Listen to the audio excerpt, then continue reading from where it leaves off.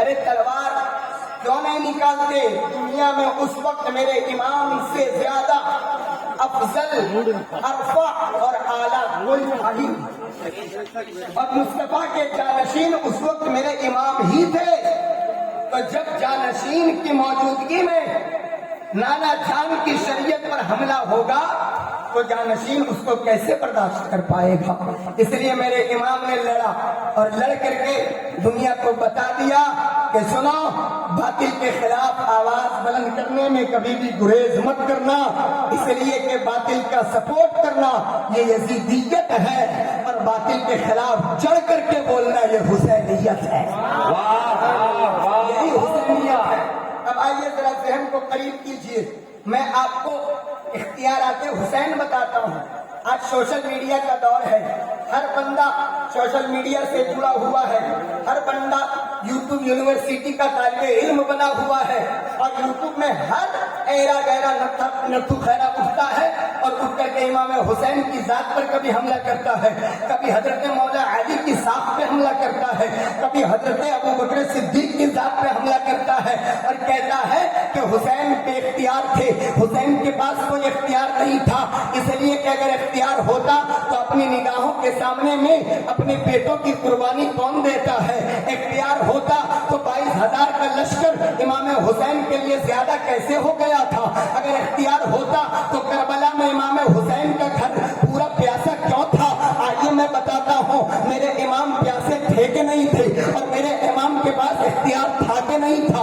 اللہ اکبر، میرے امام ہیں، مدینے سے نکلے ہیں، مدینہ سے آپ ڈائریکٹ کوفہ کے لیے نہیں نکلے، بلکہ کوفہ کا ارادہ بھی نہیں کیا تھا، آپ کا ارادہ مدینے سے مکے کی طرف تھا، مکہ کی طرف ارادہ کر کے نکلے۔ حضرت ابو عون کا بیان ہے، معتبر روایات میں یہ باتیں مذکور ہیں۔ حضرت ابو عون فرماتے ہیں امام حسین مدینے سے چلے تو ان کا گزر ابن متی کے پاس سے ہوا، وہ ابن متی جو اس وقت کنواں کھدوا رہا تھا۔ جب امام حسین کا گزر ہونے لگا تو ابن متی دوڑتا ہوا امام حسین کی خدمت میں حاضر ہوا اور عرض کرنے لگا کہ میرے ماں باپ آپ پر قربان، اے امام کہاں کا ارادہ ہے؟ امام حسین نے فرمایا تھا کہ میرا ارادہ مکہ شریف کا ہے۔ ابن متی کہتے ہیں ایک عریضہ لے کر کے آپ کی بارگاہ میں حاضر آیا ہوں، اگر اجازت ہو تو عرض کر دوں۔ امام حسین فرماتے ہیں بتاؤ کیا ارادہ ہے، کیا عریضہ ہے؟ ابن متی کہتے ہیں حضور میں کافی دیر سے کنواں کھدوا رہا ہوں اور کافی گڈھا ہو گیا ہے، لیکن کنواں پانی دینے کے لیے تیار نہیں ہے، کنواں سے پانی نکل نہیں رہا ہے۔ میں پوچھنا چاہتا ہوں اگر میرا امام بے اختیار ہوتا تو کہہ دیتا کہ کنویں سے پانی نہیں آ رہا ہے تو کہیں دوسری جگہ جا کر کے کھود لو، دوسری جگہ جا کر کے کھود لو، لیکن تاریخ بتاتی ہے میرا امام بے اختیار نہیں تھا، اس لیے کہ وہ رحمت للعالمین کا نواسا تھا، وہ مالک کونین کا نواسا تھا، وہ بے اختیار نہیں تھا۔ میرے امام نے فرمایا اچھا ایسی بات ہے تو جاؤ جا کر کے ایک گلاس پانی لے کر کے آؤ۔ ایک گلاس پانی لایا گیا، میرے امام کی خدمت میں پیش کیا گیا۔ امام حسین نے اس پانی کو اپنے منہ میں لیا اور منہ میں لینے کے بعد آپ نے پانی کو گلاس میں ہی کلی کر دیا اور کہا کہ جاؤ اور جا کر کے کنویں میں یہ پانی ڈال دو اور اس کے بعد پھر دیکھو کہ کیا ہوتا ہے۔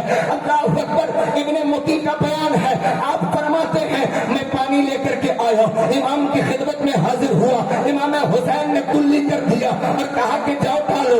میں جا کر کے اٹھا کر کے گلاس جا کر کے اس کنویں میں نے پانی کو ڈال دیا۔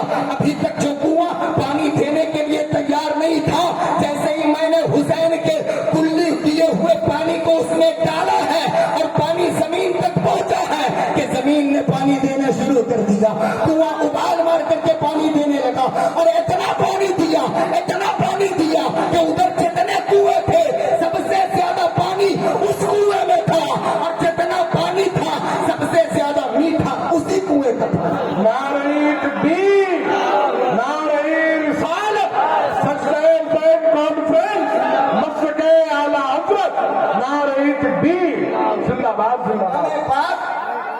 آپ کلی کر دیں تو کنواں پانی دے دے، ٹھوکر مار دیتے تو نہر فرات ابل کر کے نہیں آ جاتا؟ یقیناً آتا، لیکن وہ امتحان صبر تھا، ورنہ حسین اگر ٹھوکر مار دیتے نا تو زمین کربلا کے دعا کر دیتے تو بادل برسنے پر مجبور ہو جاتا، لیکن امام عالی مقام اپنا اسٹیٹس جانتے تھے، امام عالی مقام اپنی حیثیت جانتے تھے، اس لیے کہ جس امام کو بچپنے سے یہ معلوم ہو کہ میرا یہ بیٹا کربلا میں شہید کر دیا جائے گا، وہ امام پاک کربلا جا رہے ہیں، تو کیا انہیں پتا نہیں ہے کہ کربلا میں مجھے کتنی مشکلات کا سامنا کرنا پڑے گا، کتنے امتحانات سے مجھے گزرنا پڑے گا؟ اور اگر اب بھی سمجھ میں نہیں آتا ہے کہ امام کا اختیار کیا ہے تو چلو، امام کی ذات تو بڑی ذات ہے، تھوڑا ذہن کو اور قریب کرو، چلتے ہیں اجمیر کی دھرتی پر میرے امام کی نسل سے۔ جب اجمیر کی دھرتی پر امام حضرت غریب نواز پہنچے تو پرتھوی راج چوہان نے پانی بند کر دیا تھا اور کہا تھا معین الدین تک پانی نہ پہنچنے پائے۔ اللہ اکبر! اب ذرا غور کیجئے گا، حضرت خواجہ معین الدین نے اپنے مرید کو کہا کہ جاؤ جا کر کے پانی کو کہو کہ خواجہ نے بلایا ہے۔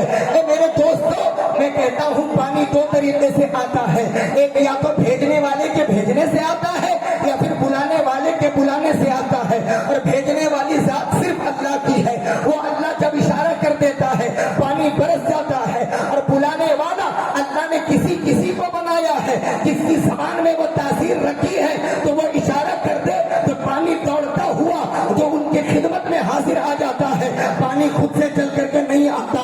اب میں آپ سے پوچھتا ہوں کہ کیا کربلا میں میرے امام نے پانی کو بلایا تھا یا پانی کے لیے آپ نے آواز لگائی تھی؟ نہیں لگائی تھی۔ جب آپ نے آواز نہیں لگائی تو پانی آتا کیسے؟ خواجہ غریب نواز کا مرید ہے، ایک پیالہ لے کر کے گیا ہے، میں پوچھتا ہوں ہم ایک بالٹی پانی کو کیا ایک گلاس میں بھر سکتے ہیں؟